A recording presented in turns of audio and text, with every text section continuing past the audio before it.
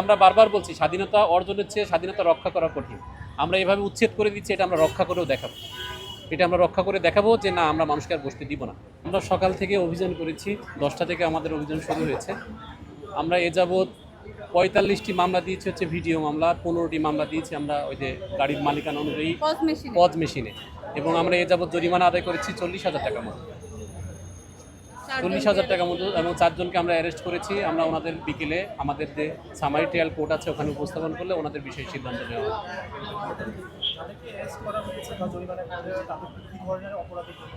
তাদেরকে আমরা একজনকে দেখেছেন যারা মিথ্যা ম্যাজিস্ট্রেট পরিচয় দিয়েছে এবং আমাদের কাজে বাধা সৃষ্টি করার চেষ্টা করেছে, ওনাকে আমরা অ্যারেস্ট করেছি।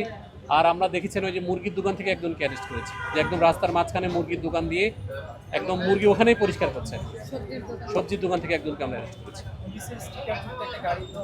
হ্যাঁ, আমরা ওনাকেও, আপনারা দেখেছেন যে পুলিশের স্টিকারযুক্ত যে গাড়িটা ছিল ওখানে আমরা কাউকে খুঁজে পাইনি, এই জন্য ওই গাড়ির বিরুদ্ধে আমরা ভিডিও মামলা দিয়েছি।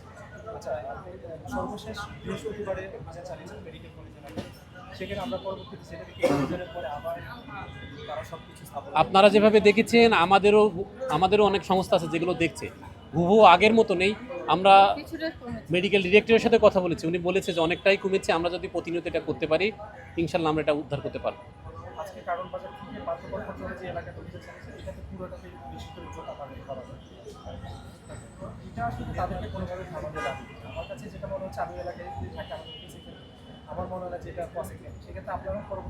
পৃথিবীতে আসলে কোনো কিছু ইম্পসিবল বলে শব্দ নেই। আমরা যদি চাই, আপনারা যদি আমাদেরকে সহায়তা করেন, এলাকার মানুষ যদি আমাদের সহায়তা করে, অবশ্যই আমরা পারবো।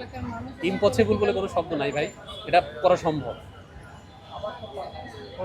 পর্যায়ক্রমে অভিযান চলবে, এটা আমরা বিজ্ঞপ্তি দিয়ে এসেছি, পর্যায়ক্রমে অভিযান চলবে। বিজ্ঞপ্তিতে অনেকে চলে গিয়েছে, আমরা চাচ্ছি ওনারা আর ফিরে না আসুক।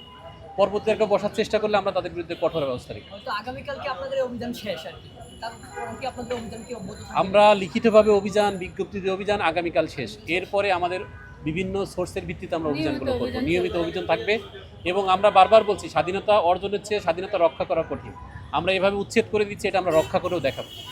এটা আমরা রক্ষা করে দেখাবো যে না, আমরা মানুষকে আর বসতে দিব না।